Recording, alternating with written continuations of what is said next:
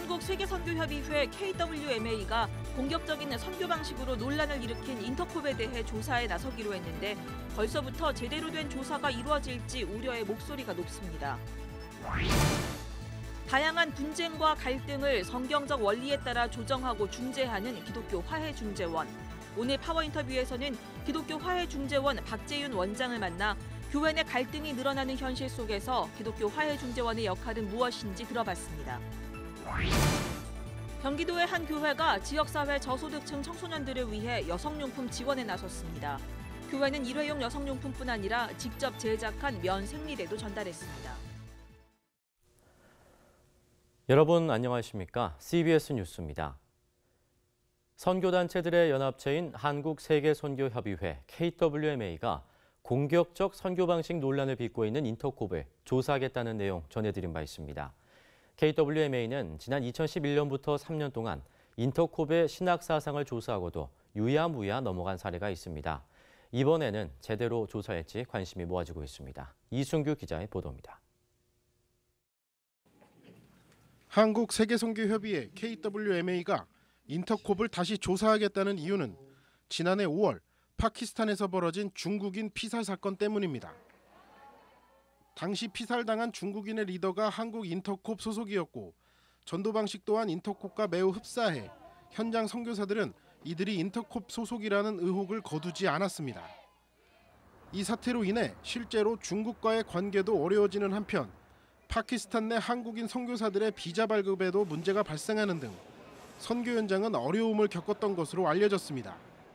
때문에 선교단체와 교단 선교부에서 파송한 27명으로 구성된 KWMA 정책협의회는 사실관계를 파악하는 한편 대책을 세우기 위해 인터콥 측에 대화를 요청했습니다.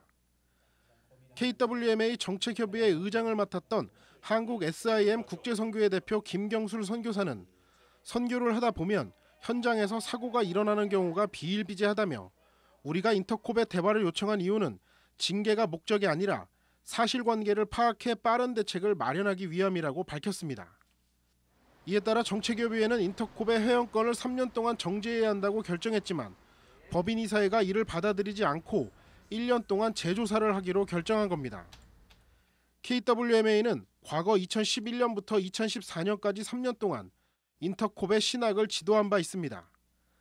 당시 KWMA 측은 인터콥이 신학 지도 이후 위험 지역에서의 대형 집회는 포기하기로 했기 때문에 우려할 수준은 아니라고 판단했습니다. 공격적 선교 방식을 크게 문제 삼지 않았던 겁니다. 가장 크게 바뀐 것이 있다면은 대형 집회를 포기를 했죠. 그거는 사실 엄청나게 큰 변화라고 할 수 있겠죠. 때문에 이번 재조사는 제대로 이뤄질 수 있을지 우려가 제기되고 있습니다. 재조사 결정이 이뤄진 지 한 달이 지났지만 KWMA는 인터콥에 대한 구체적인 조사 계획을 세우지 않았기 때문입니다.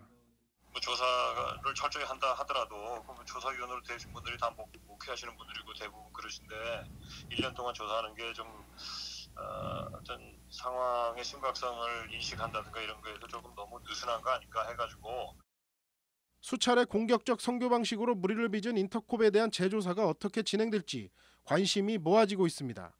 CBS 뉴스 이승규입니다. 2년 전 사회적으로 큰 충격을 준 깔창 생리대 사건 기억하시죠? 경기도 김포의 한 교회가 저소득 가정 청소년들을 위해 올 한 해 동안 여성용품을 지원하기로 했습니다. 그냥 일회용품만 전달하는 게 아니라 직접 면 생리대를 제작해 마음과 정성을 담기로 했는데요. 어머니의 마음으로 참여하는 교인들을 만났습니다. 천수연 기자입니다. 요 겉감을 뒤집어서 안쪽 이 면에다가 놓고 요거를 그려주세요. 요 판 모양 그대로 이렇게. 본을 따라 겉감을 자르고 광목으로 안감을 만들어 바느질을 합니다. 면 생리대를 처음 만들어 본다는 이들은 오랜만에 바늘을 잡은 데다 낯선 바느질 방식에 당황하기도 합니다. 이 바느질 방법이 처음 해보는 거라서 T자 모양으로 하라고 하셨는데 이게 어려웠어요. 정성스럽게 제작하고 있는 이 면 생리대는 저소득 가정의 청소년들을 위한 겁니다. 경기도 김포에 있는 고촌교회는 교인들과 지역 주민들이 이용한 교회 카페의 지난해 수익금을 지역사회에 돌려주기 위해 이 지역 저소득 청소년들을 위한 여성용품을 지원하기로 했습니다. 아이들이 그것 때문에 바깥 출입을 못하고 학교도 쉬고 있다는 얘기를 들었어요. 그러니까 그 생각을 전혀 못했다가 그 부분을 갖다 지원을 하는 게, 봉사를 하는 게 낫겠구나 하는 생각에서 교인들은 올해 50명의 저소득 가정을 지원합니다. 유해성 논란이 없었던 일회용 여성용품을 선정해 3개월에 한 번씩 각 가정으로 보낼 계획입니다. 일회용품이 없을 경우를 대비한 면 생리대도 직접 만들어서 하나씩 동봉하기로 했습니다. 저희들이 물질로 기부하는 거는 참 쉬워요. 물질로 기부하는 건 쉬운데 재능을 기부하고 시간을 기부하고 그러다 보면은 저희들 마음도 같이 전달되니까. 내 자녀와 같은 이웃 아이들을 위해 면 생리대를 만든 교인들. 어머니의 마음, 하나님의 사랑이 이 작은 나눔에 깃들어 전달되길 기원했습니다. 생리대를 못 살 정도까지 이렇게 어려운 층이 많구나라는 생각을 솔직히 잘 많이 못했었죠. 그래서 마음이 조금 많이 아팠었어요. 조금이라도 좀 도움이 됐으면 좋겠고. 너희를 우리가 이렇게 사랑하는 사람이 있단다. 그런 관심이 가진 사람이 있단다. 그런 것도 좀 같이 전달됐으면 좋겠어요. 김포에서는 지난해 복지단체 캠페인을 통해서 200여 저소득 가정에 여성용품을 지원했습니다. 올해는 여성용품 지원에 고촌교회가 첫 테이블 자른 셈입니다. 고촌교회를 비롯해서 지역사회 내 많은 분들이 이런 나눔 활동에 참여를 해주신다면 저소득 가구의 여성 청소년들이 자존감을 잃지 않고 건강하게 잘 성장할 수 있도록 도와주셨으면 좋겠습니다. 교회는 면 생리대 제작에 지역 주민들도 관심을 보이고 있다며 누구나 자신의 재능과 시간을 기부할 수 있도록 유도할 예정입니다. CBS 뉴스 천수연입니다.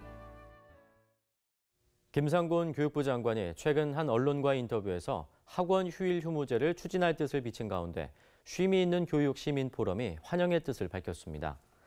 쉼이 있는 교육 시민 포럼은 과로사 기준을 넘어서는 대한민국의 청소년들에게 긴급 처방이 필요하다며 학원의 심야 영업과 휴일 영업을 제한하는 것은 최소한의 안전장치라고 말했습니다. 이들은 교육부 장관이 앞장서서 학원 휴일 휴무제를 거론한 것은 매우 고무적인 일이라며 교육부 장관은 이 문제에 대해 국민의 뜻만 바라보고 소신 있게 추진하기를 당부한다고 강조했습니다. 한국기독교교회협의회도 학원 휴일 휴무제는 학부모와 학생들의 불안감을 조장하는 무한경쟁 체제를 바꾸기 위한 최소한의 조치라며 환영한다고 밝혔습니다.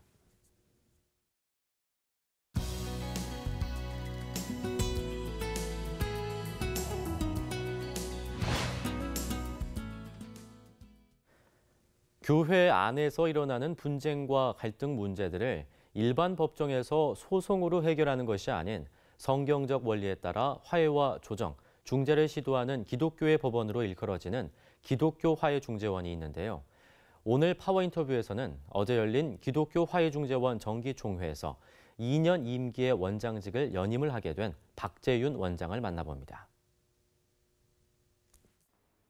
안녕하십니까? 안녕하세요. 네. 원장님께서는 지난 2006년 7월까지 6년간 대법관을 지내셨죠. 그리고 그 이후부터는 법무법인 바른 고문 변호사로 재직 중이신데요. 언제 어떤 계기로 기독교 화해중재원을 맡게 되셨는지요? 벌써 10년째가 되는데 제가 대법원에서 퇴직한 뒤에 틈틈이 동료, 동역자 기독법조인들하고 함께 이 기독교 화해중재원이라는 기관을 만드는 일에 관여를 해왔었습니다. 그러다가 설립된 뒤에는 또 이사진으로 있으면서 실무 또 운영에 관여해왔고요.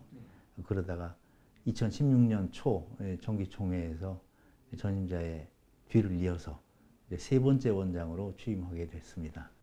기독교 화해중재원은 어떤 목적으로 언제 설립되었는지요? 네, 2008년 4월에 설립됐는데요. 그리고 약 3년 반 뒤에는 2011년 11월에는 대법원의 인가를 받고 그 감독을 받는 사단법인으로 개편돼서 다시 출범하게 됐습니다. 우리 화해중재원은 우리 교회 안에 존재하는 여러 가지 그 다양한 법적 분쟁에 대해서 국가법원의 재판을 거치지 않고 교회 내의 자체적인 역량에 의해서 서로 양보를 함을 통해서 화해의 방법으로 해결을 해드린 것, 이것이 좋은 일이다라는 느낌을, 목표를 가지고 설립이 된 것입니다. 말씀을 들어보니 이제 그 갈등과 각종 소송이 난무하는 한국교회에 꼭 필요한 기관이라는 생각이 드는데요. 화해 중재원을 이용하려면 어떻게 할 수 있나요? 네, 누구시든지 저희 화해중재원에 전화 6380-7000번을 주시면은 친절하게 안내를 해드립니다. 간단한 상담은 전화로도 하실 수 있고 또 직접 오셔서 면담도 하실 수가 있습니다. 또 상대를 지정해서 조정이나 화해를 하고 싶으시다면은 안내를 받아가지고 서면이나 구두로 신청을 정식으로 해주시면은 정해진 절차에 따라서 화해를 이루어가는 작업을 해드리게 됩니다. 네. 이 화해 중재원에 정식 상담 접수가 되면 그 다음에는 어떤 절차가 진행되는 겁니까? 네, 상담 내용에 따라서 그것이 화해를 할 대상이 되는 사건이라고 판단이 되면은 저희들이 가지고 있는 인력 풀 명부에 따라서 적절한 법률가나 교역자로 구성된 그 조정위원회를 구성하게 되고요. 그 조정위원들이 양쪽 또는 한쪽의 인원을 개별적으로 만나면서 분쟁의 내용과 원인을 조사를 하게 됩니다. 그래서 그 조사 결과 적절한 화해 조항이 만들어지게 되면은 쌍방에게 제시를 하면서 받아들일 것을 설득하게 되죠. 그렇게 해서 받아들여지게 되면은 화해가 되는 것이고, 거부를 하게 되면 화해가 성립이 안 되는 거고, 이렇게 끝나게 됩니다. 교회 분쟁 문제를 화해와 조정으로 해결한다는 게 쉽지 않을 텐데요. 그동안 화해 중재원을 통해서 해결된 사례는 얼마나 되는지요? 2012년 이후 6년간의 통계를 보니까 상담 건수는 한 해 평균 약 50건 정도가 되고요. 이 상담 건수는 근래에 좀 감소하는 추세에 있습니다. 그리고 법원에 위탁을 받아서, 다시 말씀드리면 법원에 제기된 교회관계 소송 사건 중에서 화해가 필요하다고 생각이 된 경우에 그걸 저희한테 보내주시는 제도가 있는데, 법원 연계 조정 사건입니다. 그 사건은 한 해 평균 약 20여 건, 그리고 이것은 최근에 들어서 좀 증가하는 경향이 있습니다. 작년에는 33건을 위탁받아서 27건을 처리를 해드렸습니다. 예. 화해 중재원이 기독교 법원이라는 생각이 드는데요. 끝으로 한국교회의 당부의 말씀 부탁드리겠습니다. 네, 작년에 저희가 종교개혁 500주년을 기념했었는데 실은 지금의 한국 개신교가 정말 종교개혁의 대상이 아닌가, 이런 생각을 하고 있습니다. 교회가 너무 부강하고 비대해져서, 그래서 세속의 영리기업을 닮아간다는데 모든 문제의 원인이 있지 않은가, 이렇게 생각을 하게 됩니다. 분쟁 당사자가 된 그 교역자님이나 성도님들이 좀 더 완고한 입장을 버리고 관용하고, 그리고 또 성경이 가르쳐 주시는 그 사랑과 화해의 정신으로 돌아가는 것이 필요하리라고 생각이 됩니다. 네, 오늘 말씀 고맙습니다. 감사합니다. 총신대 개혁을 외치며 단식 중이던 총신대 신대원 곽한락 전도사가 최근 2차례나 응급실로 후송됐습니다. 곽 전도사는 지난 20일 새벽 예배를 드리던 도중 몸에 이상을 느껴 응급실로 후송됐습니다. 하지만 의사의 단식 중지 권유를 받아들이지 않고 응급 조치만 받고 천막 단식장으로 되돌아왔습니다. 곽한락 전도사는 병원에 편하게 누워있을 수 없다는 생각에 조기 귀환했다며 하나님이 기뻐하시는 일이라는 확신을 갖고 단식을 계속할 것이라고 말했습니다.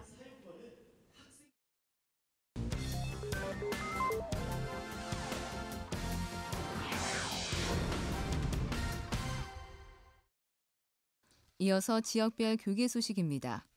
LG화학 여수공장 기독선교회는 여수직장선교연합회 회원들과 임직원 200여 명을 초청해 신년 안전기원 예배를 드리며 한 해 노경화합과 안전조업, 경영성과 달성 등 회사의 발전을 위해 기도하는 시간을 가졌습니다. 또한 이 자리에는 노사가 함께 참석해 서로 격려하는 자리가 마련돼 그 의미를 더했습니다.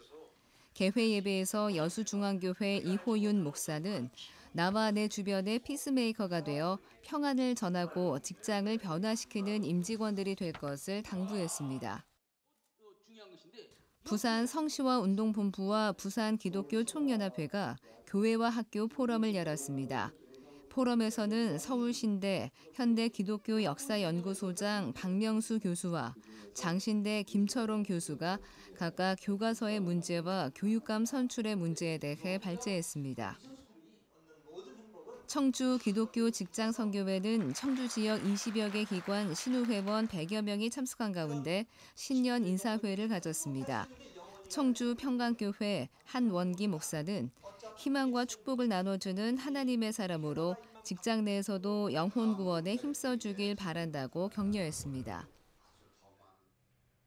대구 기독교 교회협의회와 천주교 대구 대교구가 권능으로 영광을 드러내신 주님의 오른손을 주제로 2018년 대구 그리스도인 일치기도회를 열었습니다. 지난 2015년 시작된 대구 그리스도인 일치기도회는 개신교와 천주교가 해마다 번갈아가면서 기도회를 진행하고 있습니다. 부산 성시화를 위한 제85차 목회자 기도회가 교회의 원한을 풀어주소서를 주제로 온천교회에서 열렸습니다. 부산 성시화 운동본부 이사장 안용훈 담임 목사는 교회의 대적, 복음의 대적들을 하나님께서 진멸하시고 깨트려 주시기 위해서는 기도가 필요하다고 말했습니다. 대구 명덕교회는 지난 20년 동안 심우한 장희조 목사를 원로 목사로 추대하고 김태열 장로와 장선일 장로를 원로 장로로 추대했습니다. 장희종 원로 목사는 주의 몸된 교회의 거룩성을 회복하고 함께 동역하고 기도했던 선후배 목사와 명덕교회 성도들에게 감사하다고 말했습니다. 날씨입니다. 내일은 전국이 대체로 맑겠습니다. 아침 최저 기온은 영하 22도에서 영하 7도, 낮 최고 기온은 영하 10도에서 0도로 매우 춥겠습니다. 이상으로 CBS 뉴스를 마칩니다. 평안한 밤 보내시기 바랍니다.